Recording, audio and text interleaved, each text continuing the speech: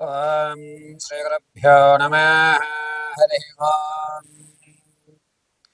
జగతం పితరం వందే పార్వతీ పరమేశ్వరం. వక్రతుండ మహాకాయ కోటి సూర్య సమప్రభా నిర్విఘ్నం కురు మే దేవ సర్వకార్యేషు సర్వదా. పార్వతీ పరమేశ్వర గణాక్షవలసిత్యర్థం. అందరికీ కూడా నమస్కారం.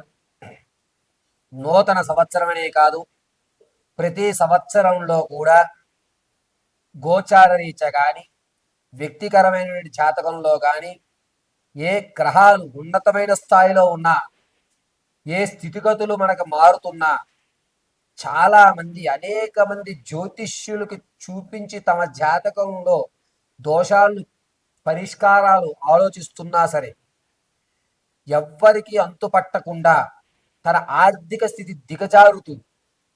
ఉన్నతమైన స్థితిగతులన్నీ కూడా తారుమారవుతుంది. బళ్ళు వాడలు వాడలు బళ్ళుగా మారుతుంది.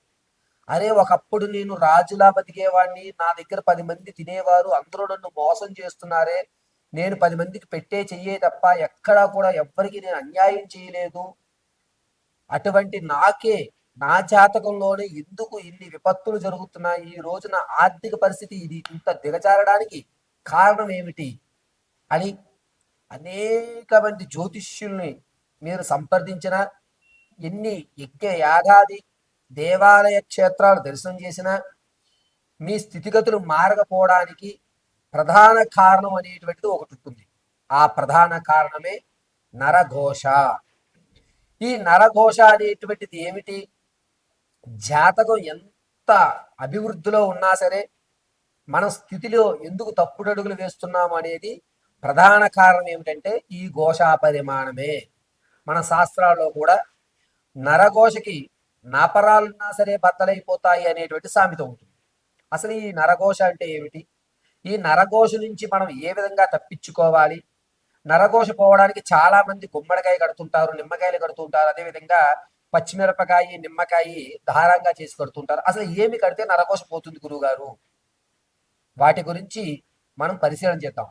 నేను చెప్తున్నది ఖచ్చితంగా చెప్తున్నాను, 100% ఏ ఇంట అయితే నరఘోష ఉంది అని మీరు బాధపడుతున్నారో, ఎవరైతే స్థితిగతులు మారడం లేదని బాధపడుతున్నారో, అయ్యా మేము ఆర్థికంగా దిగజారిపోతున్నాము, మాకు సరైన మార్గం కనిపించే విధంగా చూడండి గురువుగారని ఎవరైతే అనుకుంటున్నారో వారికి నేను చెప్పే రెమెడీస్ ఖచ్చితంగా పనిచేస్తాయి. అద్భుతమైన ఫలితాలు మీకు ఇవ్వడం జరుగుతుంది. వాస్తవానికి నరఘోష అనేటువంటిది ఏ విధంగా ప్రారంభమవుతుంది అంటే, కొంతమంది వ్యక్తులు మనతో పాటు ఉంటూ అమ్మవారి అనుగ్రహం కలిగి అతని జాతకం ప్రభావం వల్ల ఒక ప్రమోషన్ రావడం, లేదా సెకండ్ ఇన్కమ్ జనరేట్ అవ్వడం, లేదా భార్యాభర్తలు కానీ బంధువర్గాల్లో కానీ ఎవరైనా సపోర్ట్ ఉంటాను బిజినెస్ పెట్టు అని చెప్పి అతను బిజినెస్లోకి రావడం జరుగుతుంది. బిజినెస్లోకి వచ్చిన తర్వాత ఆ వాతావరణానికి అనుకూలంగా ఇతను తన డ్రెస్ సెన్స్ అనేటువంటిది మారుస్తాడు, ఆహార్యం మారుస్తుంటాడు, ఆకరణ మారుస్తాడు, మాట తీరు మార్చుకోవడం జరుగుతుంది.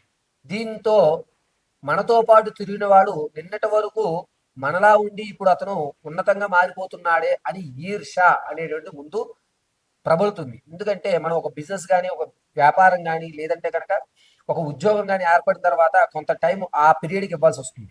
అంతేగాని ఇంతకు ముందు తిరిగినటువంటి స్నేహితులతో తిరగడానికి ఉండదు.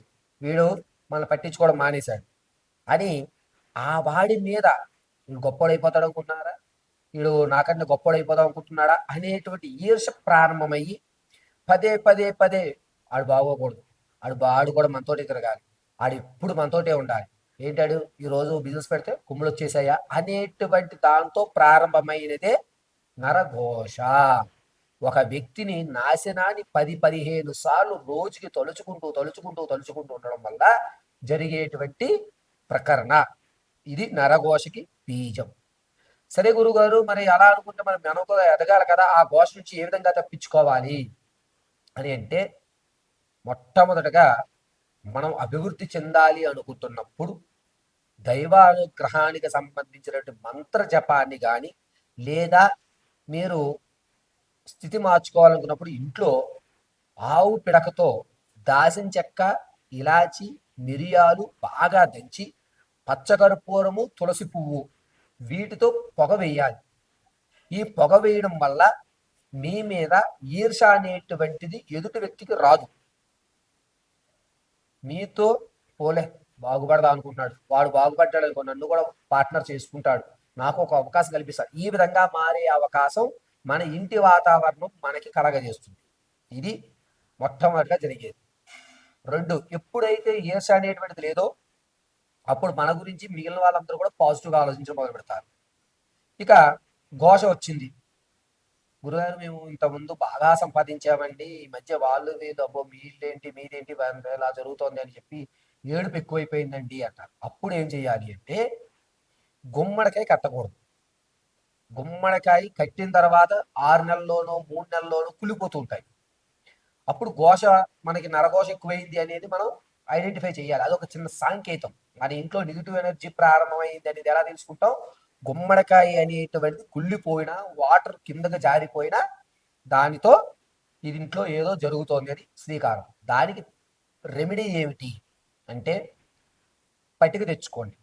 మీకు దగ్గరలో ఉన్నటువంటి ఏదన్నా అమ్మవారి దేవాలయంలో రేపు అమావాస్య అనగా ఈ రోజు గుళ్ళో ఇచ్చేయండి. అంటే చతుర్దశి తిథి నాడు మీరు దేవాలయంలో ఇవ్వాలి. ఎప్పుడు సాయంత్రం 4:30 తర్వాత దేవాలయంలో గుమ్మడికాయ ఇచ్చేసి దాన్ని నీట్గా పసుపు రాసి బొట్టు పెట్టి పట్టిక గుమ్మడికాయ రెండు కూడా అమ్మవారి సన్నిధిలోకి పంపించేయాలి. రాత్రి చతుర్దశి తిథినంతా కూడా ఉంటుంది. ఆ అమావాస్య రోజు చక్కగా స్నానం చేసి దేవాలయానికి వెళ్ళి అమ్మవారి దగ్గర ఉన్న కుంకుమ, ఈ పట్టిక, ఆ గుమ్మడికాయ మూడు కూడా ఉదయం 9:30 నుంచి 11 లోపు తెచ్చుకోవాలి. తెచ్చుకుని గుమ్మడికాయని కట్టొద్దు. గుమ్మడికాయని గుమ్మం బయటగా ఒక పక్కగా పెట్టుకోండి. ఈ పట్టిక మాత్రం కనబడే విధంగా కట్టి అందరి పసుపు కుంకుమతోటి అమ్మవారి దగ్గర నుంచి తెచ్చిన కుంకుమతోటి కూడా చక్కగా రంగరించి నెయ్యి వేసి రంగరించి ఓంకారం రాసి పైన పెట్టుకోండి. జీడి గింజ, అదేవిధంగా తామర పూస, తదుపరి మిరియాలు, గురువింద గింజ, ఎర్రటి గురువింద గింజలు, ఈ 4 వస్తువులు చిన్న మూట కింద కట్టి ఈ పట్టికకి కట్టినటువంటి దారానికి మనం కట్టుకున్నట్లయితే 190% నరఘోష ఉండదు. ఇది ఖచ్చితం. మరి బయట పెట్టి గుమ్మడికాయ ఏం చేయాలి గురుగారు? ఈ రోజు ఉంచుకుని తరువాతి రోజు ఆ గుమ్మడికాయ మీద పచ్చకర్పూరం పెట్టి ఇల్లంతా తిరిగి ఆ గుమ్మడికాయని కొట్టేయాల్సిందే. ఇలా చేయడం వల్ల నరఘోష అనేటువంటిది ఖచ్చితంగా పోతుంది.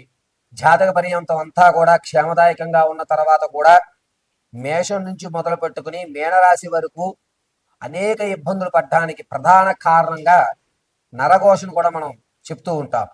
అయితే ఏ రాశి వారు నరఘోష ప్రభావం నాకు ఉంది అని భావిస్తున్నారో ఆ రాశి వారు ఏ దేవాలయాన్ని దర్శనం చేసుకోవాలి, ఏ మంత్రాన్ని మనం పఠించుకుంటే ఈ నరఘోష నుంచి బయటపడతాము అనే విషయం మనం పరిశీలన చేసుకుందాం.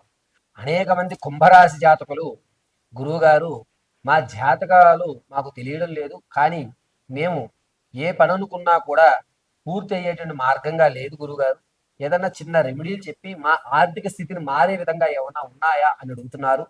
కుంభరాశి వారు మీ జాతకంలో కానీ మీ ఆలోచనలో కానీ మార్పు సంభవించాలి అనుకుంటే కనుక, ఆర్థికంగా మీరు నిలబడాలి అంటే ఖచ్చితంగా మంగళవారం రోజు రాహుకాల సమయంలో దుర్గాదేవి దేవాలయంలో కానీ లేదా గ్రామ దేవతాలయంలో కానీ నిమ్మకాయ దీపారాధన చేయండి. రాహుకాలంలో మంగళవారం రోజు ఆ నిమ్మకాయ దీపారాధనలో వేప నూనెతో దీపారాధన చేయండి. పసుపు ఒత్తు వేయండి. పసుపు ఒత్తు వేసి వేప నూనె పోసి నిమ్మకాయని ఉల్టాగా అంటే ఇలా తిరగదోలి దాంట్లో పోసి మీరు రాహుకాలంలో మంగళవారం రోజు దీపారాధన చేసి క్లీం ఐం నమః, క్లీం ఐం నమః అనేటువంటి మహామంత్రాన్ని 108 సార్లు పఠించుకోండి. చక్కటి ఫలితాలు లభిస్తాయి. పైగా వచ్చేటువంటి ఫిబ్రవరి 14 తర్వాత ఈ కుంభరాశి వారికి కొత్త పరిచయం ఏర్పడి మీ జీవితంలో ఒక అద్భుతమైన మార్పు సంభవిస్తుంది. అంటే గోల్డెన్ ఛాన్స్ అని కూడా చెప్పచ్చు. కానీ కేవలము ఈ సంవత్సరం అంతా కూడా ప్రతి మంగళవారం రాహుకాల సమయంలో దీపం పెట్టడమే మీకు అద్భుతమైన ఫలితాలు కలుగుతాయి. కొంత కాలమాన పరిస్థితుల ప్రకారంగానో లేకపోతే ప్రయాణాల వల్ల మంగళవారం రోజు నేను దీపం పెట్టలేకపోతే ఎలా గురువు గారు అని ప్రశ్న వస్తుంది. మంగళవారం రోజు మీరు దీపం పెట్టలేని పక్షంలో ఏదన్నా గ్రామదేవత పొలిమేర ఉన్నటువంటి గ్రామదేవత గాలి గోపురాన్ని చూసి నమస్కారం చేసి ఈ మంత్రాన్ని పఠించుకోండి. మీరు ఒకవేళ శారీరక ఇబ్బందుల్లో ఉన్నారనుకోండి, కాస్త నీటిని తీసుకుని మీరు ఈ మంత్రాన్ని చెప్పుకుని ఆ నీటిని అలా వదిలిపెట్టేయండి.